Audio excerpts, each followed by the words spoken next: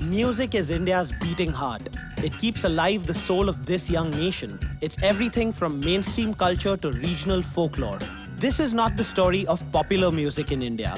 It's about those unpopular few who rocked out in the face of adversity. My name is Arjun S. Ravi, and I'm one of the unpopular ones. As a former failed musician and a music journalist for over a decade, I've written about and covered our country's independent music scene.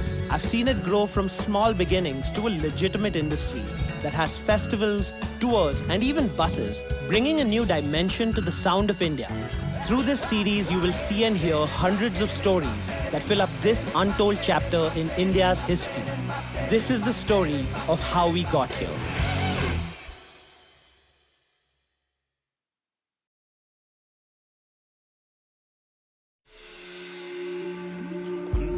It's never been easy being a musician playing Western music in India, but it's even harder if you play metal. Heavy metal has been in India since the 80s. Bands like Manipur's Postmark, who released one of the earliest Indian metal albums in 1989. Bangalore's Millennium, Kochi's 13 AD were a few of the purveyors of this heavier, darker sound. And soon, bands all over had answered the call of metal. They found in this aggressive form of music a means of expression that was visceral and spoke to them in unique ways. We didn't want to do what our parents asked us. We didn't want to do what society wanted us to conform to. And the only kind of music that was sort of helping us feel different, be different, and put the seeds of a slightly different point of view was metal.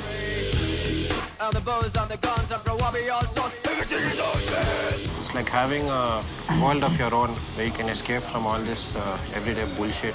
And it's kind of that empowerment that really connected with me because nothing else actually gave me that.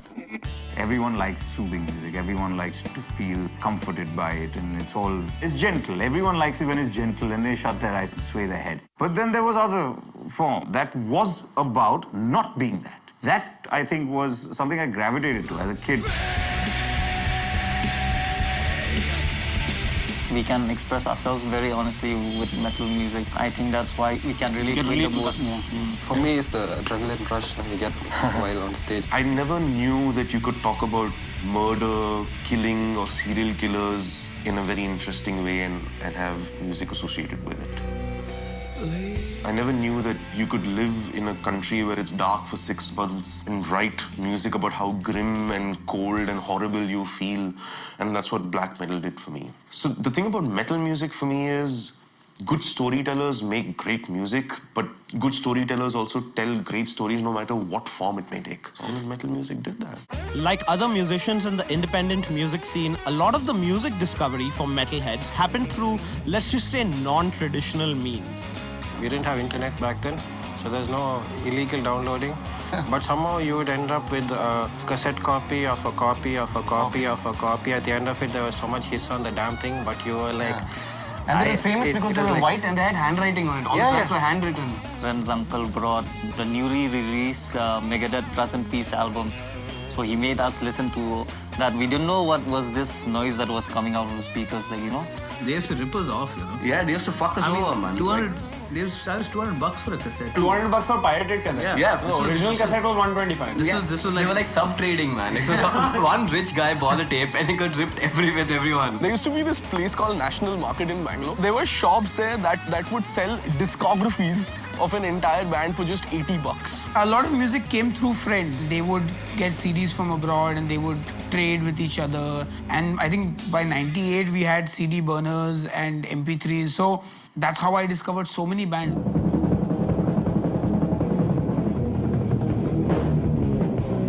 Perhaps one of the biggest names in Indian metal in the 90s was Brahma. While they started off playing largely covers, they would very soon start writing their own music.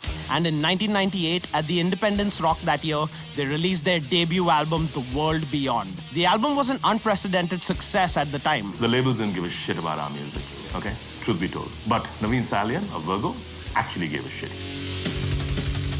He said, why do you want to do it IROC? By this time, we're already 4 or 5 years in. People know us. We're headlining back to back. I said, look, it's just a marketing thing. Let's do it. That's where the fans are. So Fahad said, I'll give you a store. So we said, let's print 2,000 tapes. You think you can sell 2,000 tapes? I said, I don't know. He had to reprint over the 3-day festival till we sold, I think, 27,000 or 29,000 tapes.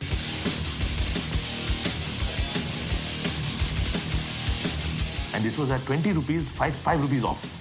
Special sticker, that also he printed. The worst artwork in the world. Spelling mistakes, crap cover means dirty, minus 200 megapixel photograph. The flames were badly cut because it was a rush job. It was done overnight. Embarrassing, embarrassing. But the pride that we had with that was, we were like the second or the third metal band in the country to have a cassette. Oh, the joy. The same year that Brahma released their debut album was the year a band called Cryptos in Bangalore began their journey. They too released their own albums, and even though they did almost a decade after Brahma, things weren't any easier. Money was an issue back then. Studios were an issue. Everything was an issue. There were no means of doing anything. We were kids. We had no idea how to do these things. You didn't have like a Google where you can, oh, how do I record an album? You didn't have any of that stuff. I mean, budget means, like, I think the entire album, the artwork, the studio, everything, 11 grand. In Indian rupees. At the height of the band's popularity, they embarked on a self-funded tour of Europe and played their brand of thrash metal to audiences who didn't really know what to expect from an Indian metal band.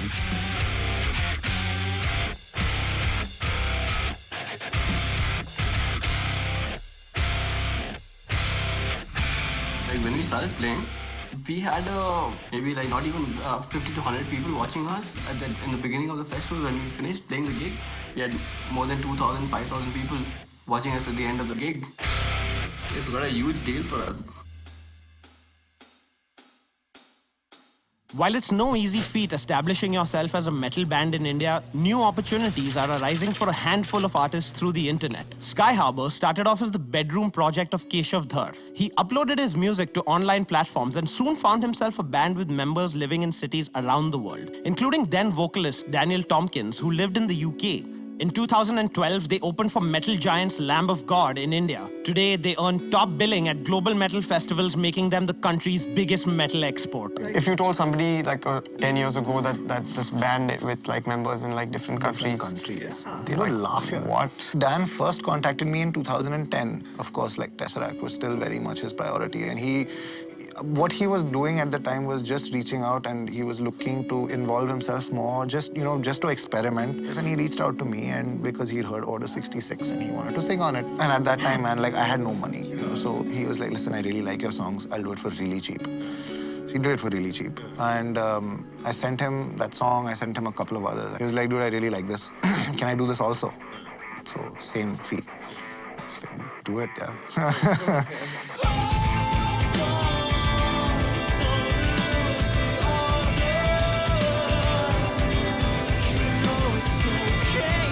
in your head, what was going to be the result of all of this? The result of all of this at this point of time, I was thinking was going to be an album with just like a collaborative studio project only. Then we got that Lamb of God offer.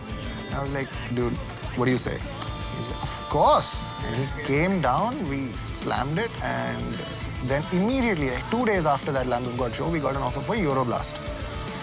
And I reached out, and he's like, dude, we're getting really high billing. That they first actually billed us even higher than Tesseract that day.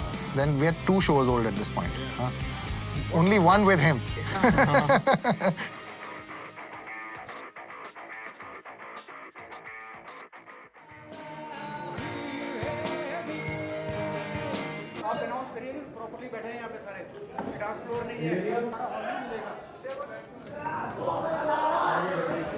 Mosh pitting is not allowed in KD Theatre, so everyone you're requested to sit down because otherwise no concerts are going to be happening in this venue ever again.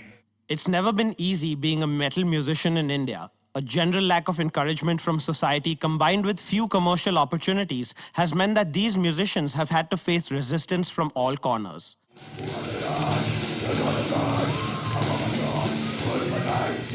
Their perseverance and passion is thus doubly impressive. While things are changing slowly, there's still miles to go.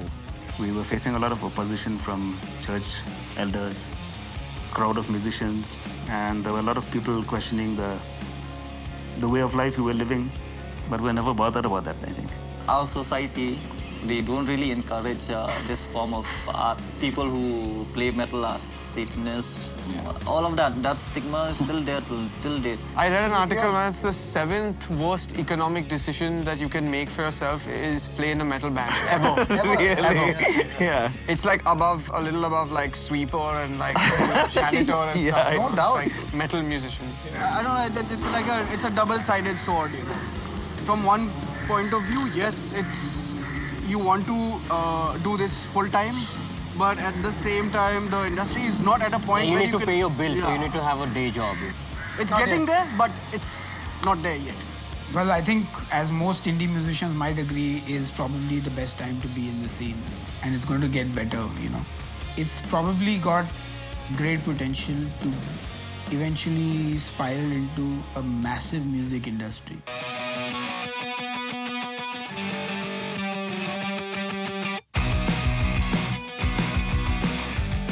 Things have changed significantly since the birth of this independent music movement in the country. Where once it existed in isolated pockets, now it's a nationwide phenomenon powered by the internet. All this has happened because of a variety of factors, but few more so than the fact that today, artists have the opportunity to perform all around the country and not just at college festivals and one-off rock shows. The Red Bull Tour Bus is one such unique opportunity that not only brings to India an almost famous-esque tour bus experience, but also converts into a stage. It gives young bands and new talent the opportunity to perform around the country and also make stops at music festivals, of which we now have a few that are gaining prominence for all the right reasons. What the festival format brings is the ability of not going to a club and being in a dark and dingy place and listening to one artist at a time. And it takes that away and kills that myth and says, come here, 5 stages. There is a chance with music festivals now to go out to see bands that you've never seen before. The fact that a lot of people are not unaware and are coming to festivals and are still discovering bands is what makes it really interesting. At the same time, eat good food, you know, be with your friends, have a drink, buy merch. Quality of everything is improved. 50% of audience will go because you have an XYZ band playing and all. 50% audience will go only because it is that festival that everyone is going to. The brand or name of that festival has become so big that it has even penetrated people who are not interested. So that is the biggest achievement of any festival. The main thing that we need, what it helps, in my opinion, is to create the audiences. If I look at the education of the whole music scene, okay, if I'm the artists need to be educated, but the audience also needs to be educated. If the one doesn't work without the other, this helps create that. If you get hundreds and thousands of people coming out to festivals, that means they actually start valuing paying money to see a band at some point of time. Till today, it's very difficult for anyone to pay money to see. You still have sponsor-driven stuff and all that stuff. It's going to take some time, but this is one step closer. Music has a very unifying quality, which is why it has audiences involved in it. Because people, when they like a certain song, they want to come together and sing it loud.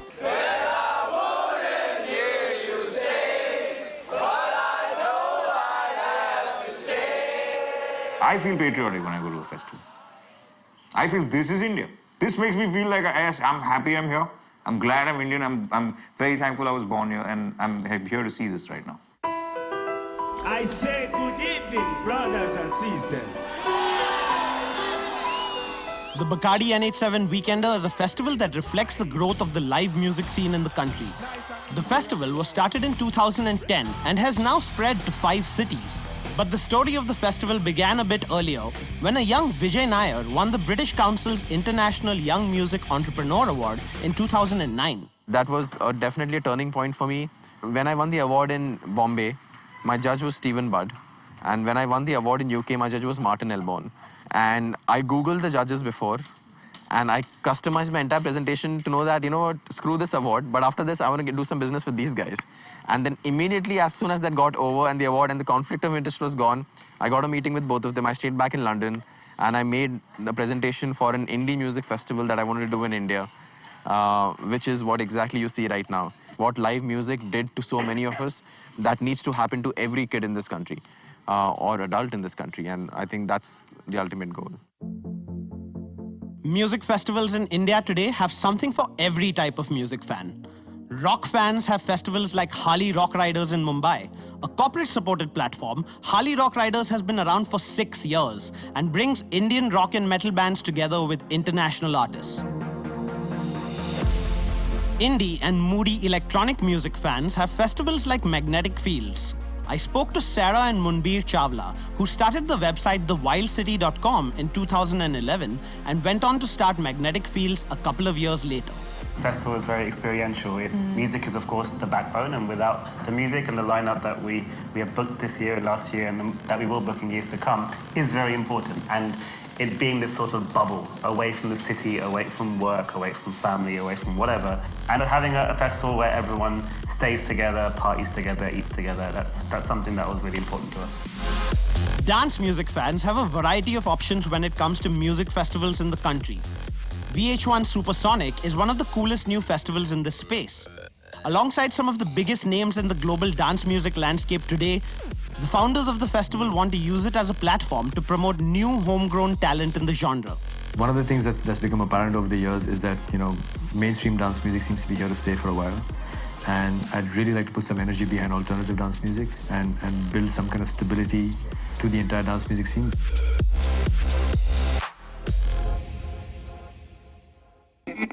Music festivals in India are successful today not just because of the international artists performing there.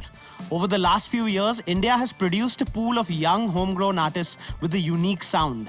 And in the case of Calcutta's Ganesh Talkies, a unique look too. When people are coming to watch you live, it shouldn't just be about the music because they're also seeing you, right? Otherwise, they can just play your CD at home and chill on their own. So you don't have to look the way we do. You don't have to be that fancy, but you can't be shabby. I mean, come on, people are paying money to watch you. I can't wear chappals and go on stage even if I'm playing like Roadhouse Blues. Do you have like a dress walla or something now? No, right now we have a designer. Yes. Yeah. Before that, we used to hire costumes from a Tollywood guy, a costume supplier to Tollywood. So, yeah, they'd be like, you could smell somebody else's sweat on it. It wasn't the best, but you gotta do what you gotta do. We don't have money. Duelist Inquiry is one of the most popular young producers in the electronic music scene today. One of his early breaks came when he performed at the Great Escape Festival in the UK in 2011, representing India with a sound that is truly global. My music is spread like a lot in India, but it's almost like it's airtight. We are not exporting any electronic music yet, and first you have to get really strong in manufacturing, only then people will start demanding a product outside of the country. Do you think an Indian artist who wants to sort of make it abroad needs to sound Indian? That is the general expectation, and in a sense, it can be both an advantage and a disadvantage. It's an advantage because you stand out from a lot of the American artists, but it's a disadvantage because you get put in a box, So I think that was also one of my central kind of philosophies or tenets from the start, was that I will not use Indian instruments to my advantage to make it abroad, because I just want to stand up side to side with the American and European artists and be like, hi, musician 1, musician 2, musician 3. You're from Belgium, you're from Netherlands, I'm from India. We're all making, music.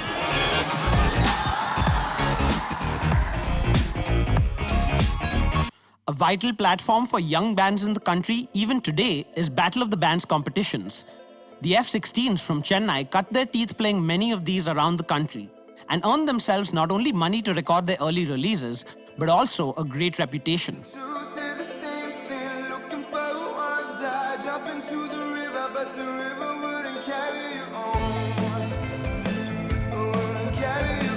We had a manager before this called Jolene, and her idea was to get as much publicity and get out there as much as we can. So play every competition, play every gig, they pay you or not, just get out there and show them your music or show them what you're about. So that's how we ended up playing at Sarang, IIT, Hornbill, all the way in Nagaland. We traveled 2 days in a train, 3 of them reserved, 2 non-reserved. Me and Shank slept next to the bathroom on the floor, 2 nights. Yeah, and we just played every competition we could get, and slowly people started liking us, and people knew there was a band called F-16s out there. I guess that's how we kind of got a little popular. I mean, the competition kind of paid for our EP. I think we played a few competitions. Why? Because we had to pay them back.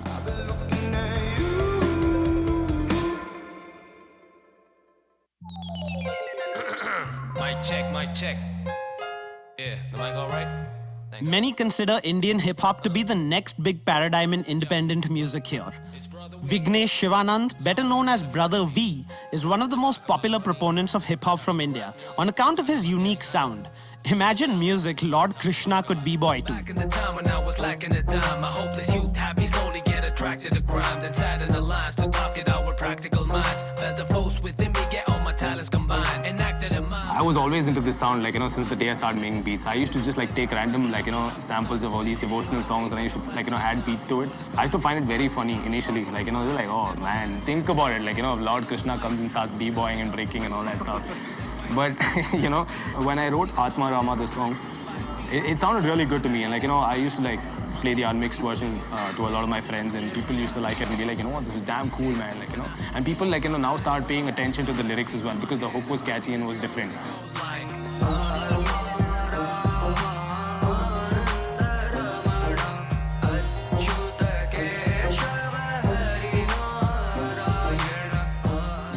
That's how it all happened. So then I figured out that, okay, fine, people like this, yeah, I like this too. So so it's a win-win situation for me.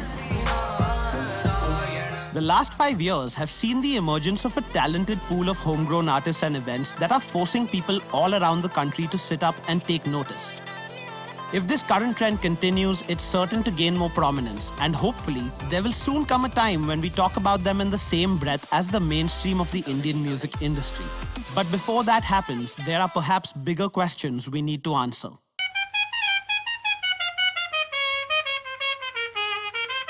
While making this series, I realized that whether we were talking about Indian music or Indian culture, it was impossible to give it one perfect description. There is no theory of everything. Indian music is not one thing, and that's because India is not one thing. But if that's the case, then clearly musicians playing jazz, rock, metal, electronica, and other forms of Western music in India have received the short end of the stick. A new definition of Indian music, then perhaps, is what we need. This is the thing, this question that people ask me,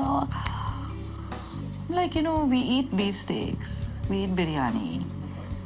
Who cares? Whatever you do in this country, unless you're doing Bollywood, is an alternative. The fact that I'm singing a song about Brigade Road or something that happened in Bangalore, talking about auto rickshaws or whatever, I'm speaking in English, I'm singing in my accent, which is again not an identifiable accent, it's got a mix of all kinds of things. But this is me. This is as Indian as I get. Everybody will have to understand, we are 1/6 of the world population. Even if nobody else wants to listen to us, that's okay. People should start understanding that, there is a certain music of this country that should not be allowed to die. See, the minute you put Indian before music, you've already categorized it. To me, music's either good or bad. It's not classification as such. So any music that comes out of India is Indian music. Whether it's Western music or it's Indian music. As long as created by an Indian, it's Indian music. I don't even know what music BM is. For us, we're a metal band. That's it. You attach a genre if you want to go fuck yourself. That's it. We're just a metal band. I have worked at places where I've got queries like, but band should have tabla member, huh? I want Indian sound. Teri maa ki chut. My band doesn't have tabla member. I don't want to give you Indian. This is Indian sound. Indian music is monophonic. The minute you put a chord to it, it's Western. So. Indian music is music that originates in India, that is part of Indian culture and heritage or whatever. And by that very definition, Indian rock and roll is Indian music. It's been around for a long, long time. And no matter how much they try to stop it, we'll still be here.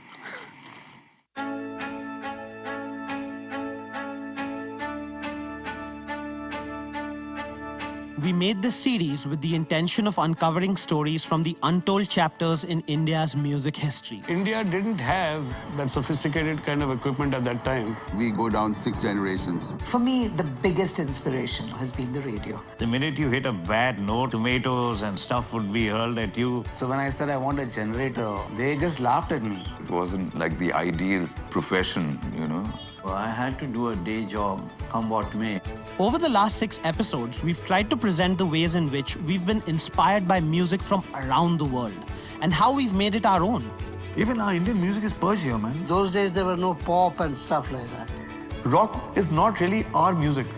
You know, we have adopted. Indian Ocean is a Indian rock song. So we were listening to people like Chemical Brothers and Ronnie Size and Fatboy Slim. For many, pursuing these forms of music has been a struggle. But despite seemingly insurmountable odds, they persevered. MTV finally started acknowledging bands like us. Bande was such a huge hit. Alisha Chennai and Baba Sehgal were bigger than Bollywood. It wasn't a professional sound, but it was a very passionate sound. Today, their efforts have created an ecosystem that supports artists, organizers, managers, and others involved in the scene. Perhaps soon it will lead us to questioning the very roots of Indian music and the role these individuals have played in shaping it. RSJ, I think, is why I can make a living doing what I do. That guy changed so many people's lives. Freedom Jam was a super fun affair. 2010, we were already ranked number 9 festival in the world. It was strange to know that things like this were happening here in India. What live music did to so many of us, that needs to happen to every kid in this country, and I think that's the ultimate goal. While we've been imbibing and creating this music for over a century, it feels like this is just the beginning.